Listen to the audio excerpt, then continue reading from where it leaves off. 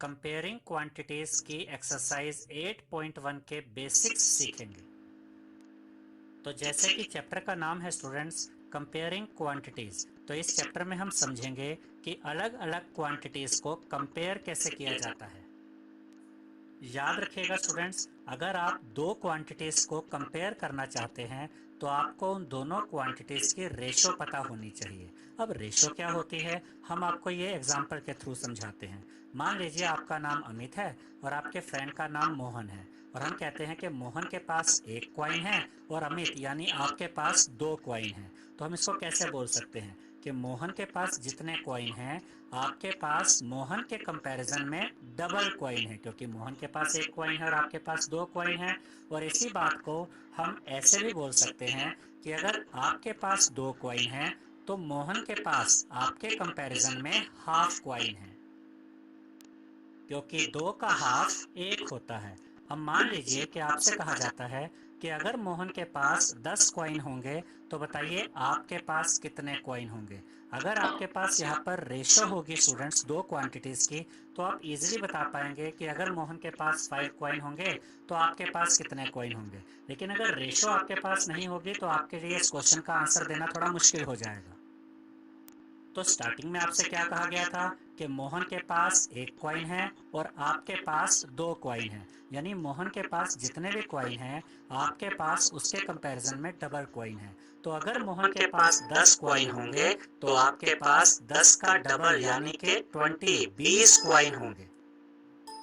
अब इसी क्वेश्चन को हम ऐसे भी बोल सकते हैं कि अगर आपके पास 20 क्वाइन है तो बताइए मोहन के पास कितने क्वाइन होंगे। और स्टार्टिंग में हमने क्या देखा था कि आपके पास अगर दो क्वाइन है तो मोहन के पास एक क्वाइन है, यानी आपके कंपैरिजन में मोहन के पास हाफ क्वाइन है।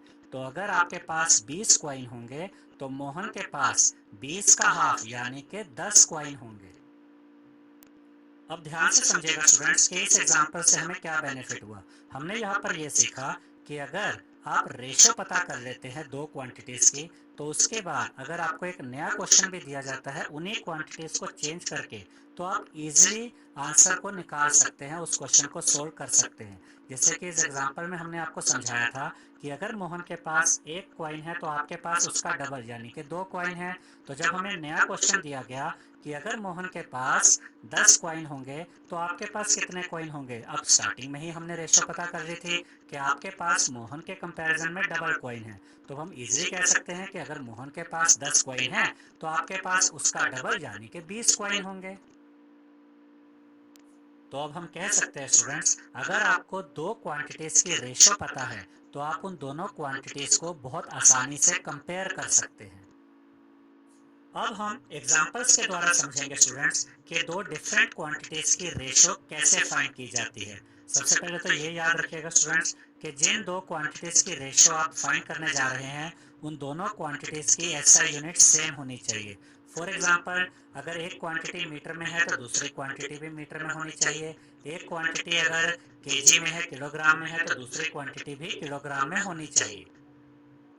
फर्स्ट एग्जांपल में हमें दिया गया students speed of man is equal to 20 kilometre per hour, और उसके बाद हमें दिया गया है speed of cheetah is equal to 120 kilometre per our.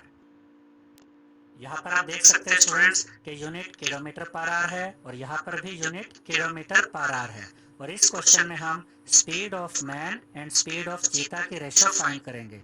तो यहाँ पर हम लिखेंगे ratio of speed of man and cheetah is equal to 20/120। इस स्टेप को बहुत ध्यान से समझिएगा स्टूडेंट्स कि इस एग्जांपल में हमें ratio of speed of man and चीता फाइंड करनी है। तो इस स्टेटमेंट में हम मैन पहले लिखेंगे और चीता बाद में लिखेंगे। फिर यहाँ पर इज इक्वल टू का साइन आएगा और यहाँ पर देखिए मैन पहले है तो स्पीड ऑफ मैन यहाँ न्यूमरेटर में आएगी, चीता बाद में है तो स्पीड ऑफ चीता यहाँ पर डिनोमिनेटर में आएगी। अगर यहाँ पर हम रेशो ऑफ स्पीड ऑफ चीता एंड मैन फाइंड करते तो चीता हम पहले लिखते और मैन बाद में लिखते, और यहाँ पर न्यूमरेटर में चीता की स्पीड यानी कि 120 ऊपर आता और मैन की स्पीड नीचे डिनोमिनेटर में आती यानी कि 20 नीचे आता। तो यहाँ पर आपने ये याद रखना है स्टूडेंट्स कि अगर यहाँ पर हमने ratio of speed of man and चीता लिखा है तो मैन की स्पीड यानी कि 20 ऊपर न्यूमरेटर में आएगा और चीता की स्पीड यानी कि 120 नीचे डिनोमिनेटर में आएगा। अब हम इन दोनों को सोल्व करते हैं। सबसे पहले देखिए स्टूडेंट्स कि ये 0 से ये 0 कट जाएगा। अब यहाँ न्यूमरेटर में है 2 और डिनोमिनेटर में है 12। 2 और 12 को भी आपस में सोल्व किया जा सकता है क्योंकि ये दोनों ही नंबर 2 की टेबल में आते हैं, तो हम इन दोनों को ही 2 से काटेंगे। देखिए 2 1 दा 2 एंड 2 6 दा 12। तो यहाँ पर न्यूमरेटर में बचा 1 और डिनोमिनेटर में बचा 6, तो यहाँ पर हम लिखेंगे 1/6। लेकिन हमें तो आंसर रेशो में चाहिए था, तो इसी 1/6 को हम रेशो में कैसे लिखेंगे स्टूडेंट्स? 1/6। इसे आप 1/6 भी कह सकते हैं और 1:6 भी कह सकते हैं। तो अब हम कह सकते हैं स्टूडेंट्स कि स्पीड ऑफ मैन और स्पीड ऑफ चीता की जो रेशो है वो 1:6 है। सेकेंड एग्जाम्पल में हमसे कहा गया students find the ratio of 3 kilometre to 300 metre, यानी कि हमें 3 किलोमीटर और 300 मीटर की रेशो फाइंड करनी है। हमने आपको समझाया था स्टूडेंट्स कि जब हम दो क्वांटिटीज की रेशो फाइंड करते हैं तो दोनों की यूनिट सेम होनी चाहिए, लेकिन यहाँ पर देखिए इसकी यूनिट है किलोमीटर और इसकी यूनिट है मीटर, तो पहले हम इन दोनों की यूनिट को सेम बनाएंगे। तो उसके लिए हमारे पास दो तरीके हैं, या तो हम 3 किलोमीटर को भी मीटर में कन्वर्ट कर दें या 300 मीटर को किलोमीटर में कन्वर्ट कर दें। तो यहाँ पर हमने 3 किलोमीटर को मीटर में चेंज किया है, यानी कि 3 किलोमीटर को मीटर में कन्वर्ट किया है। तो 1 किलोमीटर में 1000 मीटर होते हैं स्टूडेंट्स, तो 3 किलोमीटर में कितने मीटर होंगे?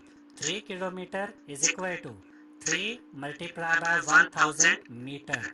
अब ये जो यूनिट है ये मीटर में आ गई है, 3 इंटू 1000 करेंगे तो आपको मिलेगा 3000 मीटर। तो 3 किलोमीटर को जब हमने मीटर में कन्वर्ट किया तो हमें आंसर मिला 3000 मीटर। इसके बाद हम लिखेंगे ratio of 3 kilometre to 300 metre is equal to 3000/300। पिछले एग्जाम्पल में हमने आपको समझाया था स्टूडेंट्स कि जब हम रेशो फाइंड करते हैं दो क्वांटिटीज की तो इस स्टेटमेंट में जो पहले क्वांटिटी आती है यही क्वांटिटी यहाँ पर न्यूमरेटर में रखते हैं और जो बाद में क्वांटिटी आती है ये हम डिनोमिनेटर में रखते हैं। तो यहाँ पर पहले 3 किलोमीटर है तो यहाँ न्यूमरेटर में 3 किलोमीटर आएगा और 3 किलोमीटर को यहाँ हमने चेंज किया था 3000 मीटर में, तो 3 किलोमीटर की जगह यहाँ हम लिखेंगे 3000 और अपोन में क्या आएगा 300 मीटर, यानी कि न्यूमरेटर में 3000 और डिनोमिनेटर में 300। अब हम इन दोनों नंबर्स को सोल्व करते हैं। यहाँ पर आप देख सकते हैं स्टूडेंट्स कि ये 2 0 और ये 2 0 आपस में कट जाएगी। अब 30 और 3 को भी आपस में सोल्व किया जा सकता है क्योंकि ये दोनों नंबर्स 3 के टेबल में आते हैं, तो हम इन दोनों नंबर्स को 3 से काटेंगे। देखिए 3 1 दा 3 एंड 3 10 दा 30, तो न्यूमरेटर में हमारे पास बचा 10 और डिनोमिनेटर में बचा 1, तो यहाँ पर हम लिखेंगे 10/1। लेकिन हमें तो रेशो फाइंड करनी थी, तो इसी नंबर को हम रेशो में कैसे लिखेंगे? 10 यहाँ पर आएगा, यह रेशो का सिंबल और उसके बाद 1, यानी कि 10:1। इसे आप 10:1 भी कह सकते हैं और 10:1 भी कह सकते हैं, यानी कि 3 किलोमीटर और 300 जो है वो 10:1 है। थर्ड एग्जाम्पल में हमसे कहा गया students find the ratio of 75 centimetre to 150 centimetre, यानी इस एग्जाम्पल में हमें रेशो फाइंड करनी है 75 सेंटीमीटर की 150 सेंटीमीटर के साथ। तो यहाँ पर देखिए दोनों में जो यूनिट है वो सेंटीमीटर है, तो यहाँ पर हम लिखेंगे students ratio of 75 centimetre to 150 centimetre is equal to 75/150। यहाँ पर आप देख सकते हैं स्टूडेंट्स कि हमें रेशो फाइंड करने के लिए कहा गया है 75 सेंटीमीटर की 150 सेंटीमीटर के साथ, तो न्यूमरेटर में 75 आएगा और डिनोमिनेटर में 150 आएगा। अब हम इन दोनों नंबर्स को सोल्व करेंगे स्टूडेंट्स। ये दोनों नंबर्स 5 के टेबल में आते हैं, तो हम इन दोनों को 5 से काटेंगे। देखिए 5 3 दा 15, यहाँ पर 0 बचा, ये 0 यहाँ पर आ जाएगा और इसको 75 को भी हम 5 से काटेंगे।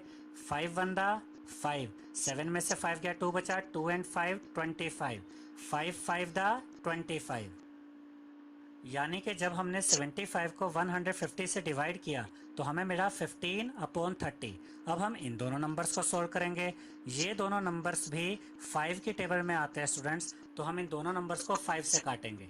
देखिए 5 3 दा 15 एंड 5 6 दा 30। अब हमारे पास बचता है 3/6। इन दोनों नंबर्स को भी आपस में सोल्व किया जा सकता है क्योंकि ये दोनों नंबर्स 3 की टेबल में आते हैं, तो हम इन दोनों को 3 से काटेंगे। देखिए 3 1 दा 3 एंड 3 2 दा 6। अब हमें फाइनली मिल गया स्टूडेंट्स 1/2। लेकिन हमें तो रेशो निकालनी थी, तो 1/2 को हम रेशो में कैसे लिखेंगे? 1:2। इसे आप 1:2 भी कह सकते हैं और 1:2 भी कह सकते हैं।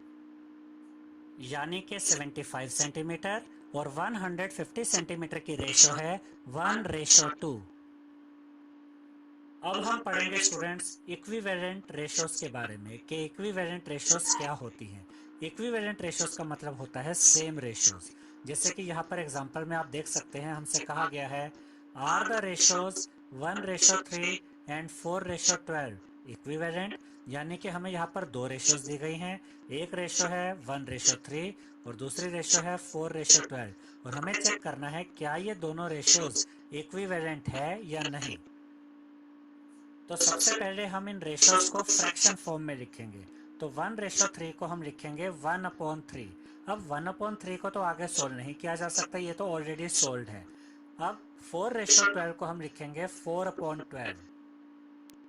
अब यहाँ पर आप देख सकते हैं स्टूडेंट्स कि 4 और 12 को आपस में सोल्व किया जा सकता है क्योंकि ये दोनों ही 4 की टेबल में आते हैं, तो हम इन दोनों ही नंबर्स को 4 से काटेंगे।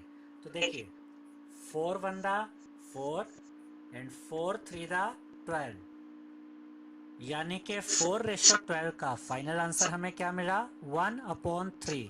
तो अब हम यहाँ पर चेक कर सकते हैं स्टूडेंट्स कि 1:3 को जब हम फ्रैक्शन में लिखते हैं तो ये 1/3 आता है, और जब 4:12 को हम फ्रैक्शन में लिखते हैं तो यहाँ भी आंसर हमें 1/3 ही मिलता है। यानी कि 1:3 और 4:12 ये दोनों रेशोज इक्विवेलेंट रेशोज है, यानी कि सेम रेशोज हैं। तो यहाँ पर हम लिखेंगे yes, ratios 1:3 and 4:12 are equivalent. यहाँ पर ये भी याद रखिएगा स्टूडेंट्स कि आप रेशो को फ्रैक्शन फॉर्म में लिख सकते हैं और फ्रैक्शन को रेशो में लिख सकते हैं। अगर आपको 1/3 दिया गया है तो आप इसे 1:3 लिख सकते हैं, और अगर आपको 1:3 इसे 1/3 लिख सकते हैं। नेक्स्ट एग्जाम्पल में हमसे पूछा गया students are the ratios 1:2 and 2:3 equivalent. क्या ये दोनों रेशोज इक्विवेलेंट है या नहीं? याद रखिएगा स्टूडेंट्स कि आप इसे 1:2 भी पढ़ सकते हैं और 1:2 भी पढ़ सकते हैं। तो सबसे पहले हम 1:2 को फ्रैक्शन फॉर्म में लिखेंगे, यानी कि 1/2। अब 1/2 को तो आगे सोल्व नहीं किया जा सकता, ये ऑलरेडी सोल्व है। अब हम 2:3 को भी फ्रैक्शन फॉर्म में लिखेंगे, यानी कि 2/3। यहाँ पर आप देख सकते हैं स्टूडेंट्स कि 2/3 को भी आगे सोल्व नहीं किया जा सकता क्योंकि ये ऑलरेडी सोल्व है।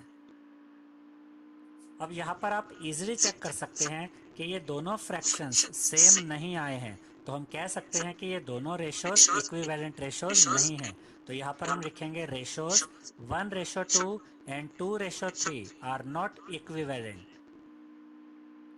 अब जो एग्जाम्पल हम आपको समझाने वाले हैं स्टूडेंट्स, इसे बहुत ध्यान से समझिएगा, ये बहुत ही इंपॉर्टेंट एग्जाम्पल है और आपके एग्जाम में इस तरह के क्वेश्चंस आ सकते हैं।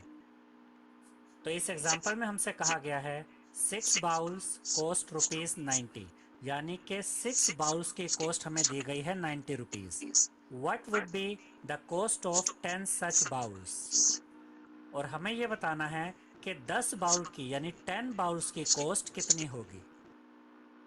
याद रखिएगा स्टूडेंट्स, जब भी आपको इस तरह का क्वेश्चन आता है कि 6 बाउल्स की कॉस्ट ₹90 है और 10 बाउल्स की कॉस्ट आपको पता करनी है, तो सबसे पहले आप एक बाउल की कॉस्ट पता करेंगे और एक बाउल की जो कॉस्ट आएगी आप 10 को उससे मल्टीप्लाई कर देंगे। तो सबसे पहले यहाँ पर हम लिखेंगे cost of 6 bowls is equal to ₹90, क्योंकि हमें दिया गया है क्वेश्चन में कि 6 बाउल्स की कॉस्ट 90 रुपीज़ है। अब हम सबसे पहले एक बाउल की कॉस्ट निकालेंगे, तो यहाँ पर हम लिखेंगे cost of 1 bowl is equal to, जो ये 6 यहाँ पर है ये राइट साइड में आके डिवाइड में आ जाएगा, तो cost of 1 bowl is equal to हम लिखेंगे ₹90/6। अब ये कॉस्ट ऑफ 1 बाउल यहाँ पर एज इट इज आ जाएगा, इज इक्वल टू का साइन भी एज इट इज रहेगा। अब ध्यान से देखिए स्टूडेंट्स कि 90 और 6 को आपस में सोल्व किया जा सकता है, क्योंकि ये दोनों ही नंबर्स 2 की टेबल में आते हैं। अब हम इन दोनों ही नंबर्स को 2 से काटते हैं। देखिए 2 3 दा 6, और यहाँ पर देखिए 2 4 दा 8, 9 में से 8 गया 1 बचा, 1 and 0 10, 2 5 दा 10। अब यहाँ न्यूमरेटर में है 45 और डिनोमिनेटर में है 3। इन दोनों को भी आपस में सोल्व किया जा सकता है, क्योंकि ये दोनों ही नंबर्स 3 की टेबल में आते हैं, तो हम इन दोनों ही नंबर्स को 3 से काटेंगे। अब देखिए 3 1 दा 3, और यहाँ पर देखिए 3 1 दा 3, 4 में से 3 गया 1 बचा, 1 and 5 15, 3 5 दा 15। तो जब हमने 90 को 6 से डिवाइड किया स्टूडेंट्स, तो हमें मिला 15। तो यहाँ पर हम लिखेंगे cost of 1 bowl is equal to ₹15। अब हमें 1 बाउल की कॉस्ट मिल गई है ₹15, और हमसे पूछा गया था कि 10 बाउल्स की कॉस्ट क्या होगी। तो यहाँ पर हम लिखेंगे cost of 10 bowls is equal to, एक बाउल की जो कॉस्ट है वो यहाँ पर लिखेंगे यानी कि ₹15, और उसे मल्टीप्लाई कर देंगे 10 से। जब आप 15 को 10 से मल्टीप्लाई करेंगे स्टूडेंट्स, तो आपको मिलेगा 150। तो यहाँ पर हम लिखेंगे cost of 10 bowls is equal to ₹150। अगर इसी क्वेश्चन में हमें 20 बाउल्स की कॉस्ट पता करनी होती है, तो हम कैसे पता करते हैं स्टूडेंट्स? सबसे पहले हम 1 बाउल की कॉस्ट पता करते, जो यहाँ पर आती है ₹15, और अगर हमें 20 बाउल्स की कॉस्ट बतानी होती तो यहाँ पर हम ₹15 को 20 से मल्टीप्लाई करते, यानी कि जितने बाउल्स की कॉस्ट आपसे पूछी जाएगी